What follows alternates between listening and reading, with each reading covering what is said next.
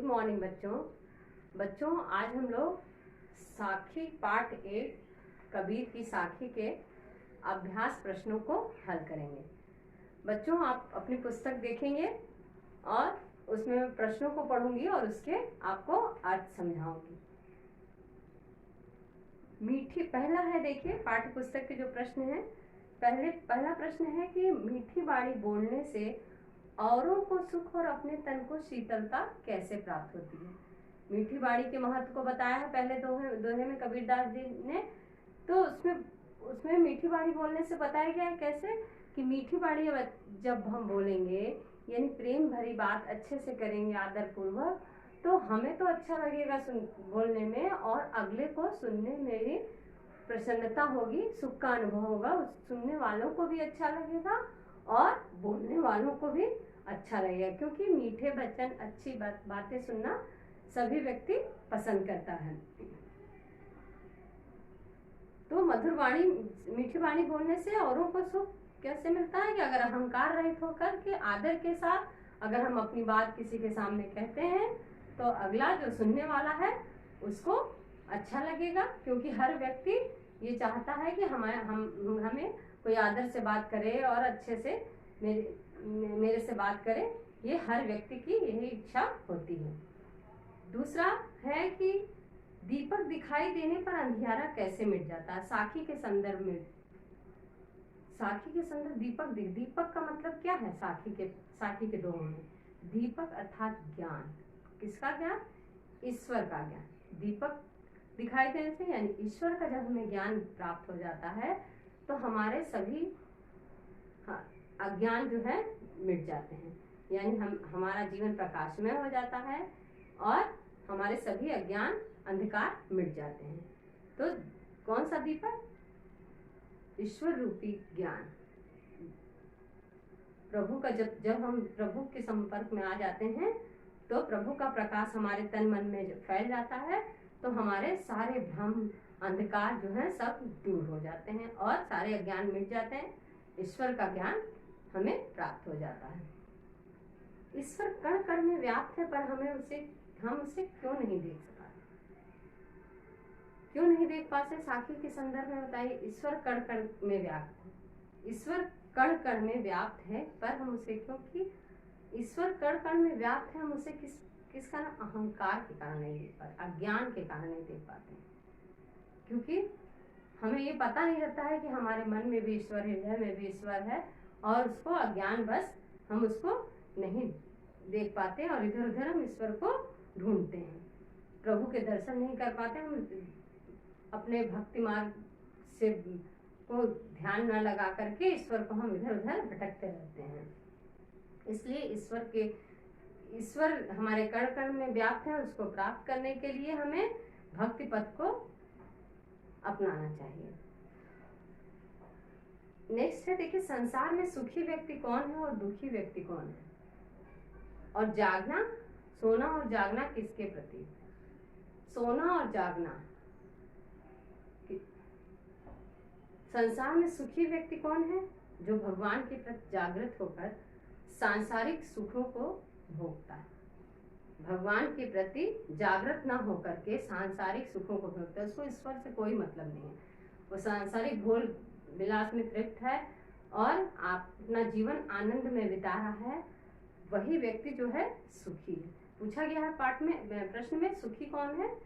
तो जो ईश्वर के प्रति जागृत न होकर के यानी सत्य ज्ञान की प्राप्ति के लिए वो परेशान नहीं है, वो ईश्वर ज्ञान के लिए नहीं परेशान है, और वह सांसारिक भोग विलास में लिप्त होकर के वह सुख भोग रहा है, सांसारिक भौतिक सुख भोग रहा है, वही व्यक्ति क्या है? सुखी है।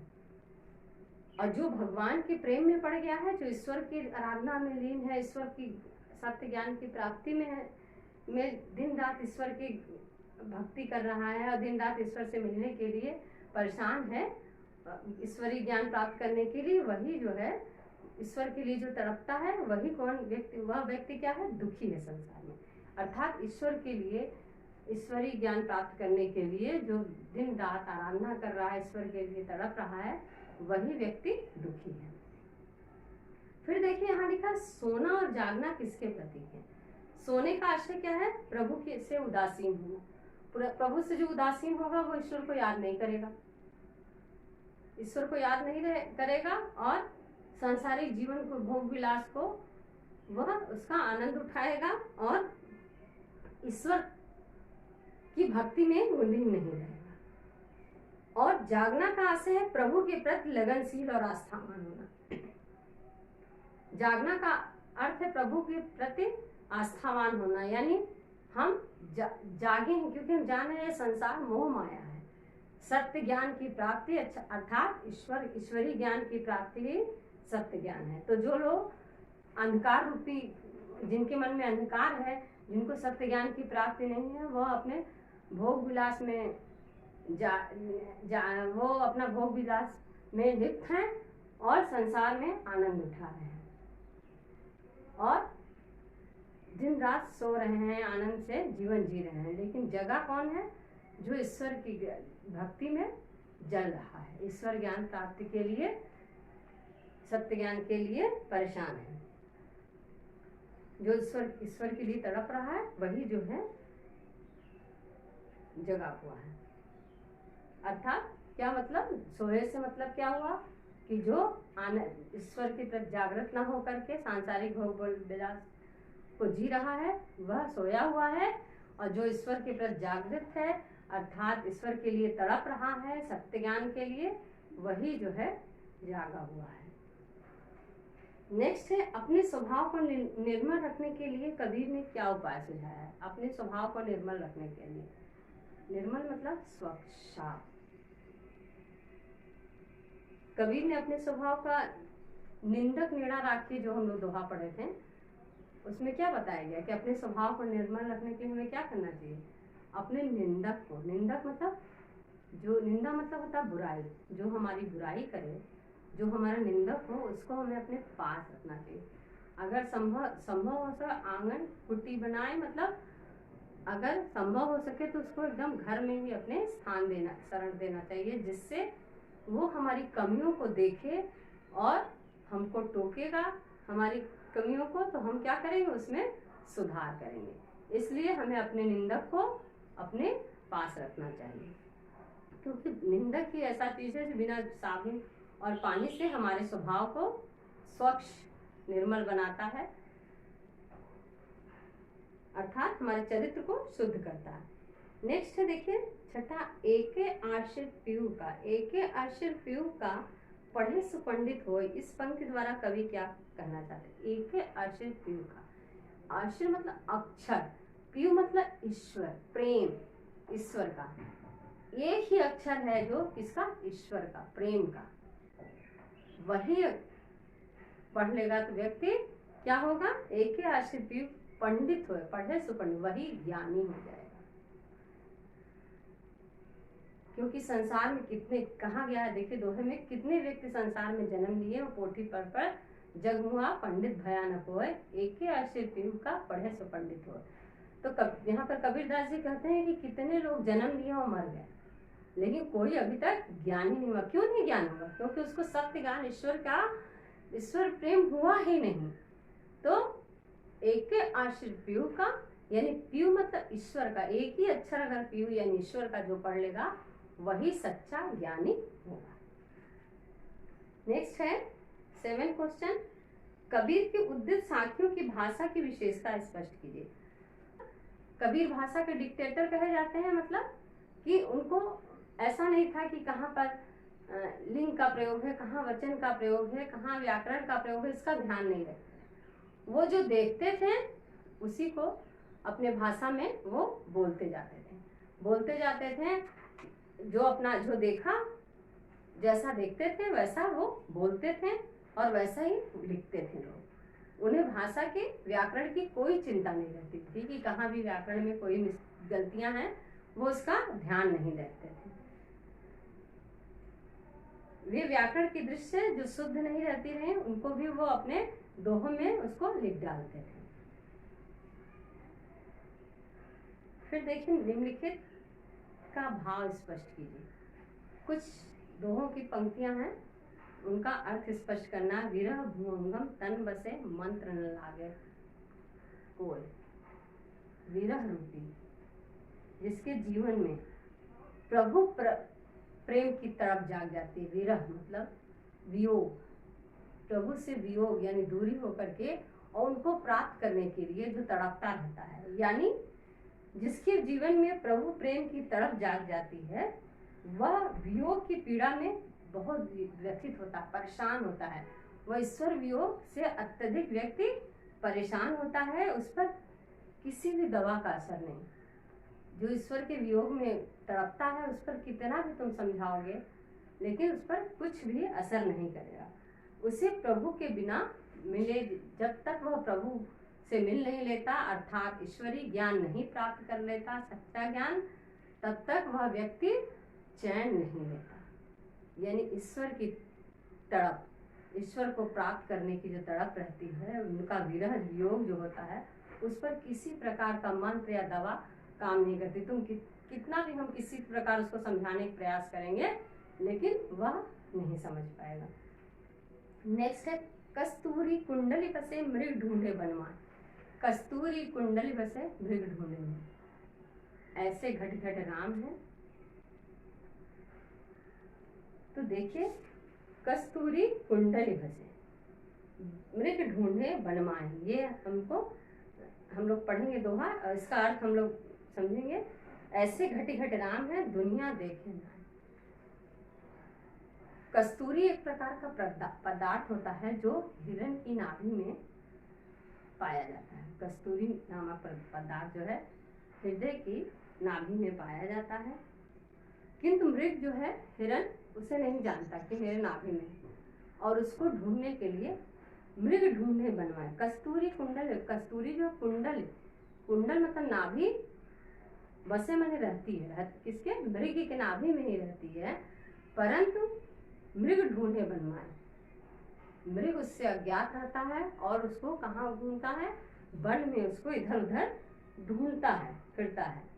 उसी प्रकार परमात्मा यानी ईश्वर हमारे कण कण में व्याप्त हैं, और हम उनको ढूंढने के लिए कहाँ जाते हैं? मंदिर, मस्जिद, गुरुद्वारा, इन सब स्थानों में ईश्वर को ढूंढने के लिए हम लोग जाते हैं, लेकिन हमें यह नहीं पता है कि ईश्वर कण कण में व्याप्त है। हर व्यक्ति के हृदय में ईश्वर व्याप्त है। नेक्स्ट देखिए, थर्ड, जब मैं था तब हरि नहीं, अब हरि है मैं ना। मैंने बताया था आपको, मैं से मतलब हम से नहीं, मैं से नहीं। मैं मतलब अहंकार, घमंड। कभी यहाँ कहते हैं जब मैं था तब हरि नहीं, जब मेरे में घमंड था, अहम था, अहंकार था, तब हमारे पास ईश्वर का ज्ञान नहीं था। हम अज्ञानी थे, तभी हमारे में अहंकार था। अज्ञानी लोगों में ही घमंड होता है, अहंकार होता है। तो कभी यहाँ क्या कह रहे हैं कबीरदास जी कि जब तक भक्त के हृदय में अहंकार होता है, तब तक ईश्वर की प्राप्ति उसे नहीं होती है, ईश्वर के दर्शन नहीं हो सकते। जब जैसे ही व्यक्ति को ईश्वर की प्राप्ति होती है, उसका अहंकार नष्ट हो जाता है। यानी अज्ञान प्राप्त होते ही अज्ञान पूर्ण तरह से नष्ट हो जाता है। मतलब इसका अर्थ क्या हुआ कि ईश्वर और अहंकार एक साथ नहीं रह सकते, ज्ञान और अज्ञान एक साथ नहीं रह सकते। फोर्थ देखिए, पोथी पढ़ पढ़ जग मुआ, पंडित भयानक हो। वही ढाई आखर प्रेम का या एक आश्रय पीयू का, पढ़े सो पंडित हो। पोथी पढ़ पढ़ जग मुआ, पोथी यानी किताबें, कितने ग्रंथ पढ़ पढ़ करके पूरे संसार के लोग जन्म लिए, बड़े बड़े ज्ञानी जन्म लिए और मृत्यु को प्राप्त हुआ, लेकिन सच्चा पंडित ज्ञानी कोई नहीं हुआ। किंतु किसी ज्ञान, सच्चा ज्ञान को प्राप्त करने के लिए क्या है? ईश्वर की प्राप्ति होना चाहिए। लेकिन पोथी पढ़ पढ़ के, कितनी भी पुस्तकें, ग्रंथ पढ़ पढ़ के समस्त संसार में लोग जन्म लिए और जन्म लेकर के मृत्यु को प्राप्त हुए, लेकिन कोई भी ज्ञानी नहीं हुआ, क्योंकि किसी को भी ईश्वर की प्राप्ति नहीं हुई। ईश्वर केवल उन्हें ही मिला जो प्रभु से प्रेम किए। यानी प्रभु का ज्ञान ही, प्रभु की प्राप्ति ही सच्चा ज्ञानी। प्रभु का जिसने प्रभु को पा लिया वही असली ज्ञानी है, यानी पंडित है। देखिए भाषा अध्ययन। भाषा अध्ययन में पाठ में आए निम्नलिखित शब्दों के प्रचलित उदाहरण के अनुसार लिखिए। देखिए प्रचलित रूप है औरन। पहला है औरन, ठीक है। मैं खाली नए शब्द लिखूंगी। औरन का अर्थ होगा औरों, औरों को। दूसरा है देखा, यानी देखा। आप लिखते रहेंगे अपनी कॉपी में, बुक में। नेड़ा मतलब निंदक, नेड़ा लाके मतलब नजदीक। नेड़ा का अर्थ होता है नजदीक। साबण मतलब साबुन। नेक्स्ट है पीयू मतलब प्रियतम। तास मतलब उस, तास मतलब उस, छठवां। और इधर मैं लिख रही हूं, देखिए माही मृग ढूंढे जनमाही। तो बनमाही मतलब, माही मतलब में, जंगल में के लिए है। भुवंगम भुजंग, यहाँ में 6 7 8। फिर है आंगन मतलब आंगन में, आंगन मतलब आंगन में।